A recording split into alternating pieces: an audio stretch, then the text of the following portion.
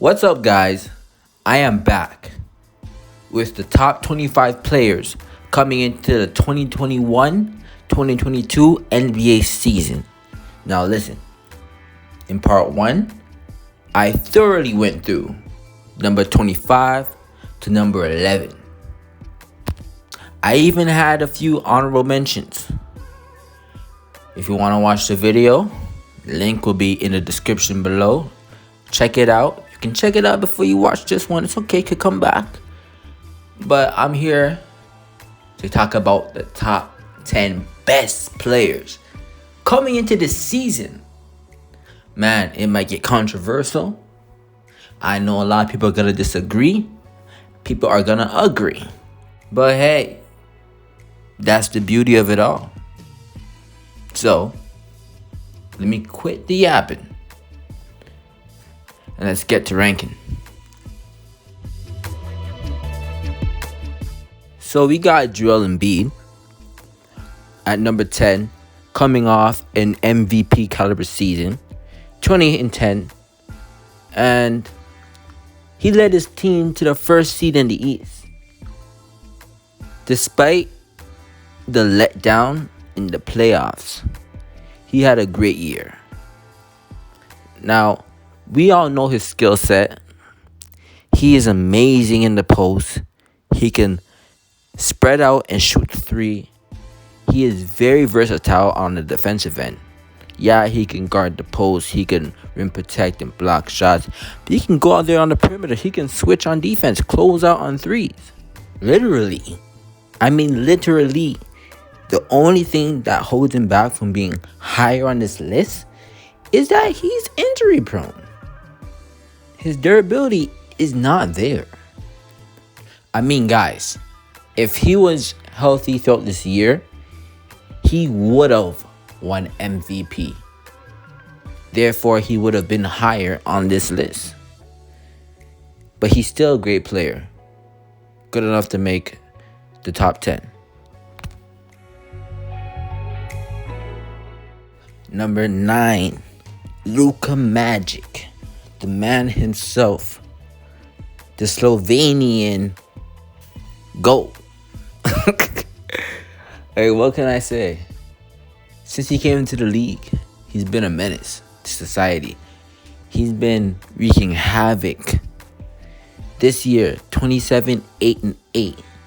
And as I talk about him, I understand a lot of people would have him high on this list. Why I don't? Is because, he made All-NBA first team twice, MVP caliber season 2 times, 2-time All-Star, but he didn't make out the first round. Yes, he's been in there 2 times. Last year, it's a pass. This year, you're up 2-0, up 3-2. If you are the player people say you are, you're supposed to get out that series and into the second round. Plus, he's not a good free throw shooter. I want at least 80% from you, Luka. I want to see you in the second round, Luka. When you do that, I'll put you higher. But you 9 for now. Oops. I can hear it now. Oh, why you have Anthony Davis over Luka? Did you not see the year Anthony Davis and Luka had? Oh, listen. He just came off of a championship and one of the shortest off seasons in a long time. Everyone who made it far that year in the bubble had a very disappointing season. Look at the Lakers overall. Look at Miami overall.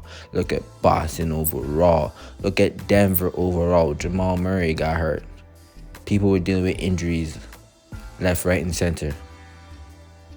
To expect Anthony Davis, who's already injury prone, to have that sort of offseason and come back the way he was playing the year prior, come on. And he was dealing with injuries throughout the year, entering into the playoffs and in the playoffs. So, Anthony Davis is one of the best players in this league, MVP caliber. He's a all-around skilled big who can stretch the floor. He can play out there in the perimeter. He can play in the post. He can defend out in the perimeter. He can defend in the post. He can rim protect against the bigs. He can guard the guards. Listen, Anthony Davis is one of the best skilled big men we have ever seen in history.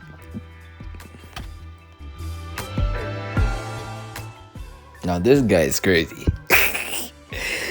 They call him Jokic, the MVP of this league. Now, this guy just came off averaging 26, 10, and 8 as a center. 8 assists as a center. Yes, you heard that right. Multi-skilled on the offensive end. Defensive end, he's not there yet. But offensively, the way he can just carry a unit, it's outstanding. Without Jamal Murray doing what he was doing, able to get past the Portland Trailblazers, and Dame was cooking. Dame was very frightening that series. But Jokic was just better. And that's the thing. Even Dame going out possessed, Jokic was still just better. Hey, man. He earned his spot on this list. And more importantly, he earned his spot in this league.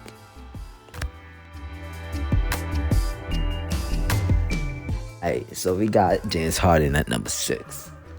Now, why is he like that?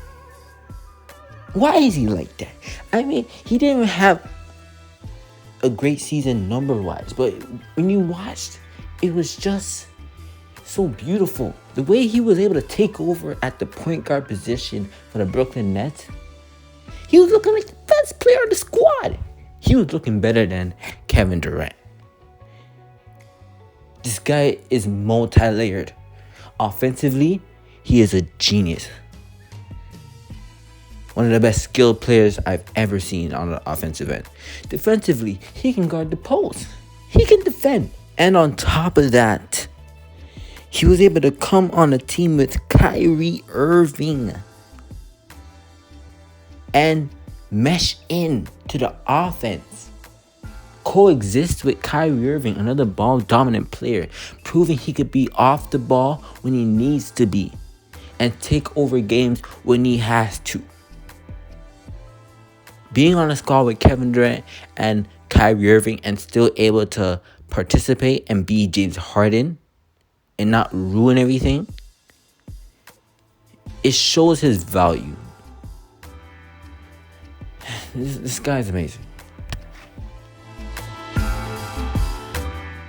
Kawhi Leonard is number 5. Now, I had a hard time in my mind with 5 and 4. But I had to put Kawhi 5 only because he's going to miss a good portion of the season. And when he does come back, I just don't believe he will be better than who I got at 4. If he was healthy, yeah, I would have him at 4. But since he's going to be coming off of this injury, I think he'll be better than everyone else besides the top 4. This is why I have him at 5. Now, if you want to be very nitpicky on Kawhi Leonard, you can say he can improve on his playmaking, even though he has improved on that too. That's pretty much the only thing that you can say, okay, alright. That, including leadership. He's a great player. He could be the best player on your team. Being your leader, I don't know if he could be your leader. But everyone has their flaws, and that's just his. Okay, so we got Steph Curry at number 4. Do I really need much explaining? Just look at the season he had last year. 32-5-5. MVP type year without Klay Thompson. Draymond Green's getting older. The team wasn't really great. He pushed the team to the playoffs. I don't care. They were the 8th seed. And him just having Klay Thompson back this year, man, you can see Golden State be a top 4 seed. I wouldn't be surprised if they got home court, making it to the second round, maybe even further. We'll have to see. But Steph Curry is going to give everyone hell. That's undeniable. To be honest, I don't think Steph Curry has anything to prove. But nonetheless, he's going to go out there and play like he does. Steph Curry is going to give his all. He's going to drop 30. He's going to put the world on notice that he's not in decline. He's still at his peak powers. Understand this. If he missed his next 500 3-point shots, he will still have a higher career 3-point percentage than Ray Allen. This is Steph Curry we're talking about. The greatest shooter of all time. I know this is going to have a lot of people scratching their heads. Because he has the trophy. He's currently on the throne. But I don't really think that means that he's the best player. Like, hear me out. If James Harden was not there, just Kyrie healthy with Kevin Durant, an evenly matched team, Brooklyn Nets would have won. I believe that. And the other guy who's above him, he didn't get to face him. His team got rid of injuries also. If he met him in the finals with a healthy squad, I believe that other guy would have won. Now listen, I don't want to take anything away from this guy. He truly deserves everything. He worked so hard, and I'm happy he won the championship and finals MVP. He's currently on the throne. I'm happy. It's something fresh. Someone new is sitting on the throne. That's good. But there's a reason why I have him at number 3. Because these next two people are coming for blood. And I don't think Giannis is capable to stop what's coming. So we have Kevin Durant at number 2. And I know a lot of people would have this guy at 1. But it's hard to just give him that yet. Now, we all know his skill set, but for those who don't know, he's a sniper from anywhere. He can post up, he can play defense, he can attack the rim, he can play make a lot better than the years prior. And yes, his defense has gone down a little bit since the injury, but in my personal opinion, this is going to be the best year since coming back from that injury. And I must mention that you got to basically pray every time he puts a shot up. Because 9 times out of 10, you didn't stop him. He just missed.